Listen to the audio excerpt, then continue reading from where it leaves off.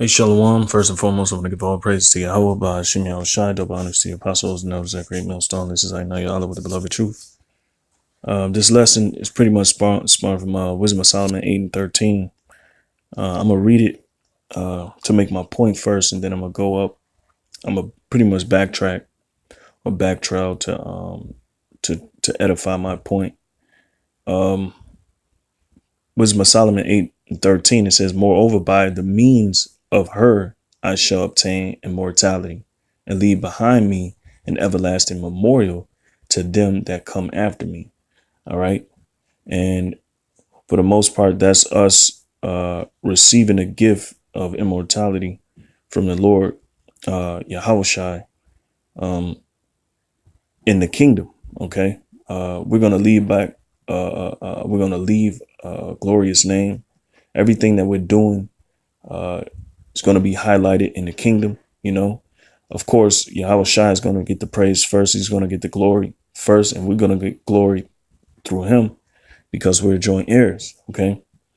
But another point I wanted to make, man, hey, the rest of Israel is going to be ashamed because, you know, by us, you know, standing so stiffly for the name, man, and, you know, not being offended in the name, and, you know, and pushing the name and the doctrine and defending the gospel, we are pretty much, we're going to be crowned. All right. And everybody that scoffed and came against the truth, they're going to mourn. They're going to be the least in heaven. All right. So I wanted to read that to, you know, just draw you into my point really quick. You know, where it's verse 13, it says, "Moreover, by the means of her, I shall obtain more immortality." And it's talking about wisdom, and wisdom it is given freely to those who the Lord deems worthy. All right. "And leave behind me an everlasting memorial to them that come after me." All right. So my next scripture is Matthew chapter 5, verse 17. Okay. It says, "Think not that I am come to destroy the law or the prophets. I am not come to destroy, but to fulfill," meaning the prophecies. All right. And you got people out here that say that the law is done away with, and that pretty much, you know, they can pretty much they use that as an excuse to eat pork, to live in sinful life. Now we know that the law is not going to save you, but you know, you have to have faith to begin with. All right. Somebody made the statement. I was talking to some individual and he made the statement, and he said, we got to come together in the law first before everything else. And that's just not true. All right. We have to come together in faith. All right. First, and start believing in the Lord Yahushua. All right. Just like the disciples had to in their time. All right. So now it's much the same. It's the same thing. But people want to say the law is done away with, and it's not. You know, you follow it to the best of your ability, but the law is not going to save you. Faith mingled with works, which is the law, is going to save you. Faith is above all things, man. Okay. Faith worketh all things. All right. And faith is a big part of this ministry. All right. Believing that Yahushua is coming in his glory, coming with the kingdom, and that he's going to put down the wicked of this world. All right. Of this current world. "So think not that I am come to destroy the law or the prophets. I am not come to destroy, but to fulfill." So he came to fulfill what? All the prophecies, everything that was written aforetime, his second coming. That's part of it. You know, his resurrection, you know, him dying on the cross, you know, him being resurrected. He had to fulfill that. Okay. It says, for verily I say unto you, till heaven and earth pass, one jot or one tittle shall in no wise pass from the law, till all be fulfilled. Okay. So everything has to come to pass. All right. Prophecies. Okay. Which are pretty much laws in itself. You know, the Most High said they come to pass. All right. So whosoever therefore shall break one of these least commandments and shall teach men so. All right. Because you got people that's doing it. You got people that's calling on the names of other gods, You got people that's calling on, you got people that's pretty much saying you can eat pork. You know, the law is not done away with. All right. In America, we know we can't keep the fullness of the law. All right. That's why we're bound by grace and pretty much faith. OK, because this thing is all about faith and using the law to show forth your works, because what is faith without works? It is dead, but faith is a big part, not just keeping the commandments, keeping the laws and wearing your fringes and all, so on and so forth. All right. So if you teach just to keep the law and you're not teaching nobody to have faith in Yahweh while Yahweh shy, then you're off. It says he shall slack. He says, I'll read it over. It says, whosoever therefore shall break one of these least commandments and shall teach men so, he shall be called the least in the kingdom of heaven. But whosoever shall do and teach them, the same shall be called great in the kingdom of heaven. So those that's teaching the fullness of the gospel, the fullness of the scriptures. All right. And that's what we do. All right. We teach the fullness of the scriptures. We talk about the law. We talk about the things to come, because it's a shadow of things to come that's going to happen in the kingdom in its fullness. All right. So you got those that don't want to teach about, the law, and well, not just the law, but faith, because faith is part of the commandment too. All right. Hey, we have all our forefathers for an example. Abraham. All right. You got Abraham and Isaac. Abraham, through faith, man, it was through his faith, it was counted unto him as righteousness. All right. And so many other prophets. OK, Noah. All right. He believed. All right. He had faith. OK. So my next scripture is Daniel 12. All right. And then I'm going to go back to that Wisdom of Solomon. So Daniel 12, I think it's 1. No, let me see. Yep. It's 1 in Daniel 12 and 2. It says, and many of them that sleep in the dust of the earth shall awake, some to everlasting life and some to shame and everlasting content. All right. So that everlasting content, let's look at the word. That's going to be had abhorrence, aversion. That pretty much they're going to hate what they have done in this time. The Most High is going to make them remember. All right. All the off things they have done, all the scoffing they have done against the truth. And they're going to be least in the kingdom of heaven, because they taught men to do to pretty much not keep the things that they needed to keep, which one of the biggest things is faith, the name, saying the name, So you got guys that's out there teaching that, it's OK to call on a name, whatever you want to call the Lord, you can call him.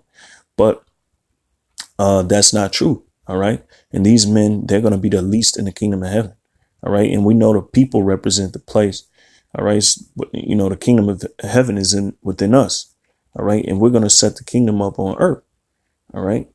So, that hit that point right there, that basically Jake, the ones of us, the ones of them, the 2/3, Lord willing, be of the, we're not of that number, the 2/3, they're going to have great shame, but they're going to be, they're going to be perfect in the kingdom. They're just going to have those moments where, I had an opportunity to be on that level, and be praiseworthy. But this is Wisdom of Solomon, 8 and 1, because the elect received that wisdom. All right. All right. It says wisdom reacheth from one end to another mightily, and sweetly doth she order all things. I loved her and sought her out from my youth. I desired to make her my spouse, and I was a lover of her beauty. In that she is conversant with God, she magnifieth her nobility. Yea, the Lord of all things himself loved her. All right. And that's how we have to love wisdom like we would our wives, but you got guys who want to please their women, more than, the scriptures. And if you please your woman more than the scriptures, you're not worthy of the grace and the gift that the Lord has given, which is immortality. All right. And you got those that have to forsake their wives and children for the sake of the truth and for the sake of their own salvation, but you got those that think otherwise, that you have to, worship your woman, and you have to please your woman. You have to be that, this and that and the third for your woman. The Most High is going to cut this off really, really soon, man. People's comfort and in their security. All right. The Most High is going to cut it off. All right. But that's for another topic. It says, for she is privy to the mysteries of the knowledge of God and a lover of his works. If riches be a possession to be desired in this life, what is richer than wisdom? What worketh all things? All right. Wisdom worketh all things, man. So you see, it's asking a question. Wisdom worketh all things. And that's why not money, not your money, not the things that you pretty much procured in the world. Salaki, not the wealth, not going to work every day and being successful at work. The Most High is that's not going to work all things. Money doesn't work all things. Wisdom does.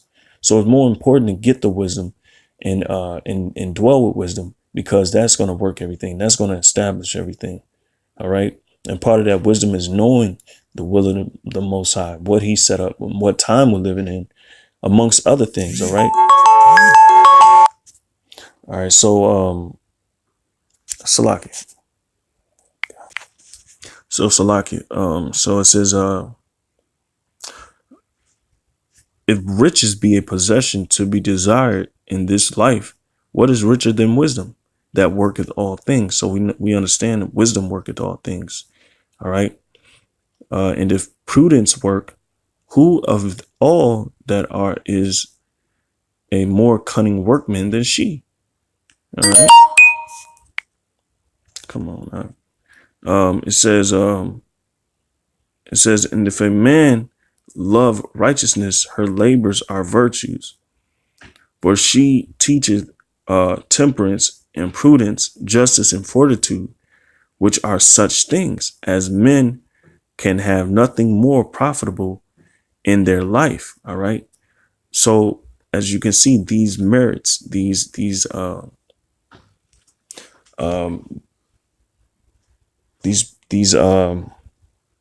morals. Okay. These are the things that's going to matter. All right. In the times that we live in, because things are going to get hard. Things are going to get be very detrimental to people's health. And the only thing that's going to be a blockade for you in these times are these merits, temperance, prudence, justice, and fortitude, and not pretty much not being a niggard and being somebody that's full of themselves and always has an opinion based off their own feelings and emotions, rather than what the scriptures are saying, and rather than what the true counsel of the Lord is saying. All right. Which is in the scriptures. All right. So it says, as men can have nothing more profitable in their life. So these morals, these merits are what's more profitable. It says, if a man desire much experience, she knoweth things of old and conjectureth aright. All right. Verse 8. It says, if a man desire much experience, she knoweth things of old and conjectureth aright what is to come. You see, and that's prophecy. And one of the things aright to come is judgment. All right. And justice. All right. The wicked being taken out of their place as the leaders of the world. OK. And the righteous being set up. All right. So it says she knoweth this subtleties of speeches and can expound dark sentences. She foreseeth signs and wonders in the events of seasons and times, you see, which I mentioned about the times and the seasons that we live in. Everything is not, expedient. All things, we shouldn't be thinking about just work. and paying bills and paying bills and paying bills. The Lord, you're supposed to seek your daily bread, which is the word. You know, that establishes you. But you got those that be caught up in the world and can't for some reason can't jump out of the world and seek the glory, seek the word, seek the wisdom. The Lord has set up his counselors, his teachers, his prophets. You got those that be stuck in this world, really focusing on things of the world, but it says, therefore I purpose to take her to me, to live with me, knowing that she would be a counselor of good things and a comfort in cares and grief. So wisdom comforts you more than a woman will. All right. Hey, prime example. You could be going, Salaki, you could be going through the darkest time in your life, and your woman won't comfort you. Your woman will watch you suffer. Like, hey, Job's wife is an example, and she was more righteous than a lot of these women out here. All right. But she told him to curse the Most High and die because of, his grief, his pain, his suffering. So how much more now than, then? The woman is way more wicked. The women are way more wicked than they have ever been. All right. So wisdom comforts you. It says, Salaki, I'll read verse 9 again. Therefore, I purpose to take her to me, to live with me, knowing that she would be a counselor of good things and a comfort in cares and grief. All right. So a lot of prophets, amen, the men of the Lord, they're going through much grief.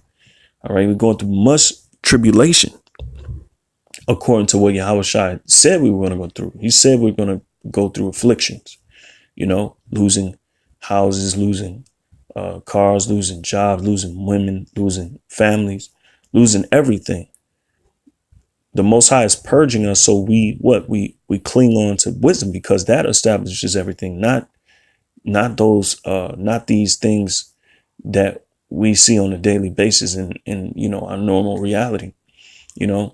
Wisdom is the reality. Wisdom is what's going to comfort us. All right. And they comfort in cares and grief. All right. For her sake, I shall have estimation among the multitude. You see, and honor with the elders, though I be young. So wisdom is going to exalt you. All right. I shall be found of a quick conceit. All right. In judgment. All right. And that's what really matters. If you have a quick understanding and judgment. All right. Not this merciless, one-sided judgment. All right. But a discerning, between good and evil, and being able to judge aright.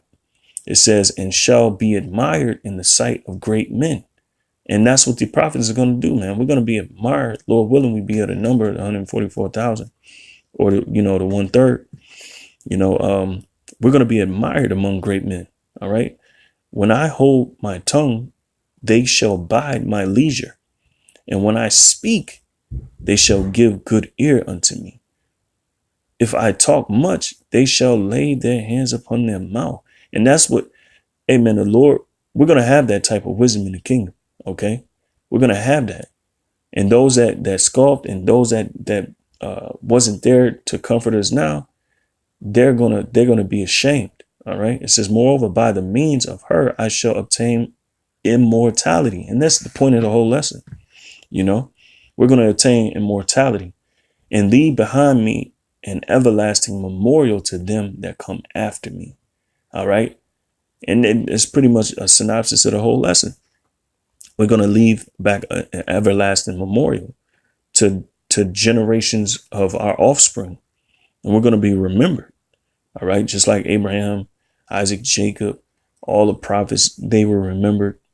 They were remembered for us, for our learning. OK. And for our building, so how much more us in the kingdom to our offspring and our generations after us. All right. I shall set the people in order and the nations shall be subject unto me. Horrible tyrants shall be afraid when they do but hear of me. I shall be found good among the multitude and valiant in war. All right. And pretty much, it starts with Yahweh Shai first. Okay. And being that we're heirs to the kingdom, we get to fill in those same shoes. All right. And pretty much, I could, you can read more. This chapter is a good chapter. But that's pretty much the points I wanted to make, man. You're going to be it's going to be those that be ashamed in the kingdom. And it's going to be those who are reverenced and remembered for their sacrifice. Okay. But with that, I'm going to give all praises to Yahweh, Ba'ashim Yahushai, double honors to the apostles and elders that great millstone, and say shalom.